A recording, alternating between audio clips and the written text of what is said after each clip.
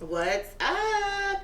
It's your favorite attorney, guys, here for the show order in the courts. All right, and y'all already know you send your questions to me via email. Send them to booker@bookerlawfirm.com. In the subject heading, put YouTube show, and I will answer your questions right here. Without further ado, let's get it going. Let me grab my gavel and my questions, okay? Y'all have been writing in, and I love it. I love it, I love it, I love it. Okay.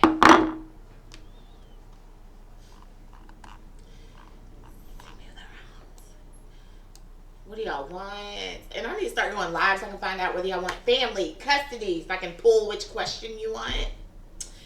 But I'm going to start off with this family question because it's a good question and people need to know and understand these types of things. Okay? Let's go.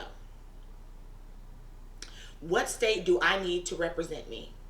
My children lived with me since they were born.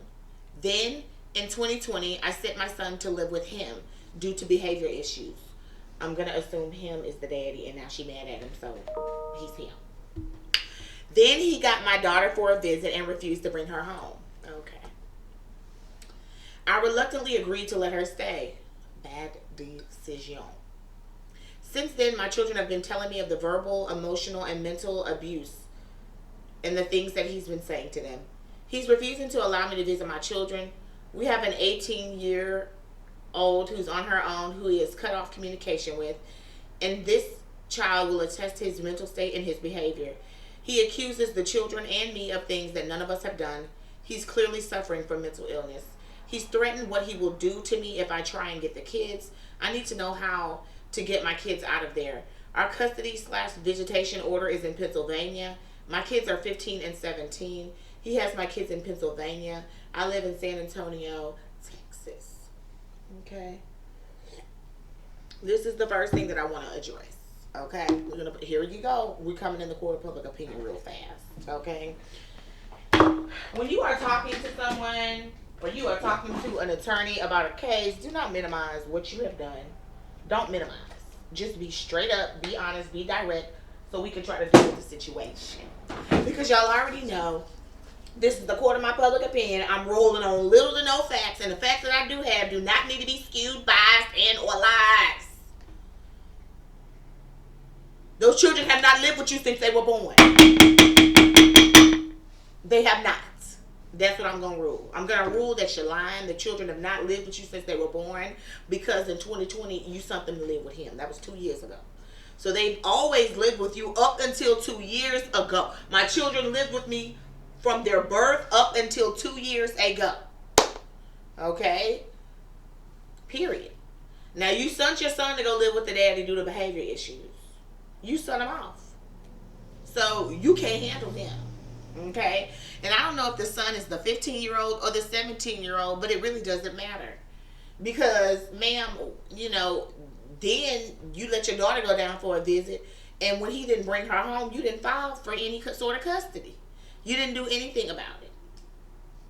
And now you're complaining that he's refusing to allow you to visit your children, but your children are darn near grown. You have one that's 18, and you have a 15 and a 17-year-old.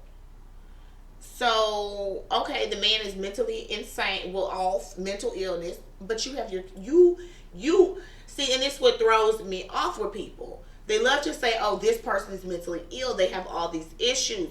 Why did you ever let them have uninterrupted possession of your children? If something is wrong with him.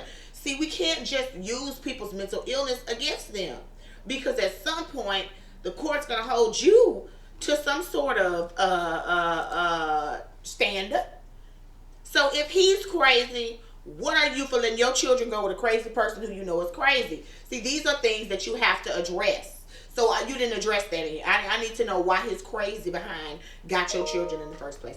I understand one of them was gotten because he was hard to deal with. And honey, that will make a woman send children off when they're hard to deal with. I get that, especially boys, because sometimes they do need the father, they do need that parent, they do need that particular discipline in the voice, the stringent, time out, the grounding, the sticking to it, because we as women cannot do that sometimes. And so there are times where you do. You need the help of your mate, well, your ex-mate, for the boys. But when he took your daughter, you didn't say anything about that. That's what throws me.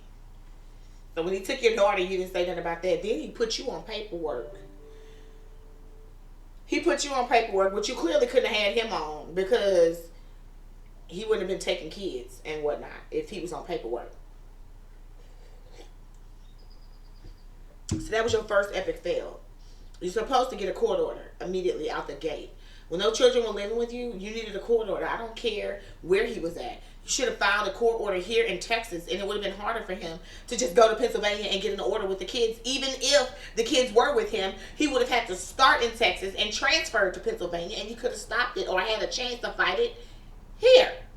So you knocked yourself out of that chance to fight it here by allowing him to take the children up there and not having a court order already down here.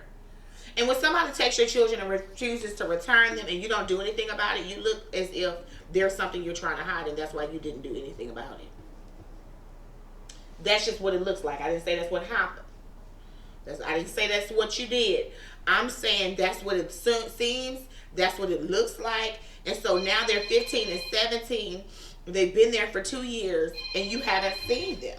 And you're not seeing them. So this is what you need to probably do. This is the court of my public opinion. If they're in Pennsylvania and that's where the case is right now, then you're going to need to get a Pennsylvania attorney and fight. Fight for your visitation rights if you have any. And if you don't have any, get some. With the children being so far away in Pennsylvania, it's gonna be hard for you to get anything other than the standard possession and see them once a month at most. Because you let them go so far. Don't do that. You don't let your children go that far. That's just something you don't do. Hold on one second. I'm gonna close this door because my assistant left her glasses at home, and I'm not answering that phone. Okay, so you know, at some point this is your issue that you created. The children are 15 and 17. The 17-year-old is getting ready to be grown. So find out what the 17-year-old wants to do. I'm not telling you to break a court order, but it's going to be hard for anybody to control a 17-year-old. What does the 17-year-old want to do? Figure that out. What does the 15-year-old want to do? Figure that out. Because if they don't want to be there anymore, then you need to go down to Pennsylvania. You need to get a lawyer. You need to file for custody, and you need to bring them back. Because they're old enough to talk to the judge and tell the judge what they don't like and what's going on in their home. Okay? Now, you're going to have a problem if they don't feel that way, because they're 15 and 17. If they don't want to leave, then more than likely the court is not going to award you custody of those children, because it'll be hard for you to prove up any abuse because they're not going to run with it. They're not going to tell on them. So that's just how that is. But that's where you are. And people, stop letting people take your children and you don't do anything about it, and then you come later and then you cry about it, because you need to do something immediately. I'm sorry. When that strike while the iron is hot. Strike while the iron is hot. Next case. I'm going to order you to strike while the iron is hot next time. I'm going to order you to go to Pennsylvania, ma'am. I'm going to order you to get an attorney in Pennsylvania. I'm going to order you to find out whether the 15 and 17-year-old want to stay with the daddy or not. And if they don't, you need to file temporary emergency conservatorship. You need to allow them to speak to the judge. And you need to expose this man for his mental health issues. And I'm going to order you, ma'am, never to give your children up to the man again. You don't allow somebody to sneak your children away from you. The first one was not snuck, but that girl was a sneak, and you let it go on. And that's why now he's not letting you see those children, ma'am, because you let him play you the first time, so he's going to keep on pushing. Especially because he seems like a narcissistic individual with a little blurb that you sent about him. He seems to be narcissistic, and that's the mental illness that you're speaking of. He probably has a mental illness and some sort of borderline personality disorder, but I'm no therapist yet. So don't ask me all of that. But I'm just, he's probably a narcissist. You don't give your children to a narcissist, and that's my ruling. Next case. Can I still get my children baptized as I am the non-custodial parent? Can I still get my children baptized as I am the non-custodial parent? I share physical and legal custody. Their mother won't give me permission because she said it should be their choice and wait until they're older, in their 30s. Boo. If you are in the state of Texas, let me pull you to the court of my public opinion. This is my opinion. My opinion is y'all don't read your orders. That's my opinion. You don't read your order. What does your order say? Because as last time I checked, any person who has possession of a child has the right to direct the moral and religious training of that child while they're in possession of that child. So if you want to get that child baptized while that child is visiting you, that's your business. And that mother doesn't control that. Moral and religion goes along with possession. Do y'all understand? I'm not gonna tell you. I ain't gonna tell you again. I'm gonna rule that you read your orders. Moral and religious training goes along with possession. That means whoever has the child decides at that time. Baby, I had a Muslim father and a Christian mother. Okay? Trust me. Where was I? I was over here. I was there. I was here. I was here. I was here. I was here. I was on my knees. I was here. I was here. Okay? Here and here. But it is what it is. You understand? And you learn from both of your parents, and you grasp pieces from both religions in life that you can use. Because I want you all to understand that religions are nothing but offsets and sects of other religions. And we seem to be I understand that religion is infallible. I get that. And people are serious about it. I get it. But when you look at it, and if you really study it, they're nothing but different sects of each. It's really one religion and the different breakoffs, and it's just changed so much over the years. And so the practice has changed so much. And they seem so far apart when really religions are not as far apart as we tend to think that they are. I said that to say it's not going to be damaging to the child. If anything, it's going to show the child more than the child already knew. But sir, you need to read your order. Ma'am, sir, read your order. I'm going to rule that you didn't read it because it's plain English. It says it very, very big. You have the right to direct the moral and religious training of your child while your child is with you. So that's what I'm going to rule. I'm going to rule that you read your order and you abide by it.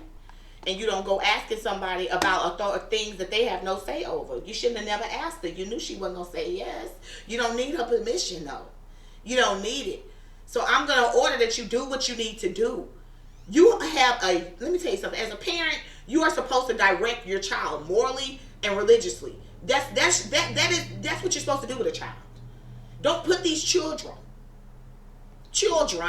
out here in the world with no moral and religious training because you're afraid, because you are the secondary parent and you feel like you don't have the right to do it. So how can you not direct the moral and religious training? So you tell me what's going to happen because for me, what would have happened when I went with my dad? I can't pray. That's disrespectful to him. So don't pray when you with your dad. My mom never told me that. She just made sure my Christian conviction was so strong, it didn't matter what I was exposed to. And when I was in college, I studied every religion. I actually took religious studies classes. I've been to Buddhist temples. I've been all over. I have studied, I've been to Hindu temple. I have been to all these places, and my black ass walked right up in there. And they were open and welcoming, and I watched these people worship, and I worshiped with them, and it was beautiful. And it had nothing to do with the fact that I was scorned, I was confused, I was anything. I have always loved religion. Religion teaches you who you are, and it teaches you a lot about history. You would be surprised, sir, how smart somebody who studies religion can be, just about the world. So do you. And don't you worry about what the other parent is doing, because that's not your household. When that child is in your household, that child marches to the tune of your drum, and that's what they have to learn. And when they go over there, then they're over there. But when they're with you, they're with you. And you don't have time to have a child outside the temple, one inside the car, one over here worshiping with you. The next child doesn't want to be baptized. This person wants to come in church. The other child in the car. That's why the law says that while the child is with you, you have the right to direct the moral and religious training. And we are done here. Okay? So I'm going to order y'all to read your orders because y'all don't do it. Stuff is in plain language. I don't care if it's 30 pages or not. Sit down and read it over some coffee. Y'all will sit up there and read the tabloids and read about what's going on with these celebrities. Read about what's going on in your life, because when you know your order, you are that much smarter over the other person, because I promise you the other person doesn't know the order like that. Clearly, she don't know the order, because she would have just said, that's your choice. I don't really know. I don't have nothing to do with what happens when the child's at your house. But neither one of y'all have read the order. Read the order. With that being said, guys, y'all want me to shorten it up, so the court stands in recess until next time. Love you guys. Y'all have a fantastic day. Just know that no matter how bad things seem, it's going to get better. It's going to get better. Okay? All you have to do is push for the mark. You make little goals. You reach those goals. And you make big goals. Okay? But the little goals are in between the big goals, and they'll help you get to the bigger goals. Just keep reaching. Keep going. Even if it's an inch, take it. Okay? Y'all have a fantastic day again for the 50th time. And until next time court stands in recess, I will see you guys later. It's your favorite attorney signing off.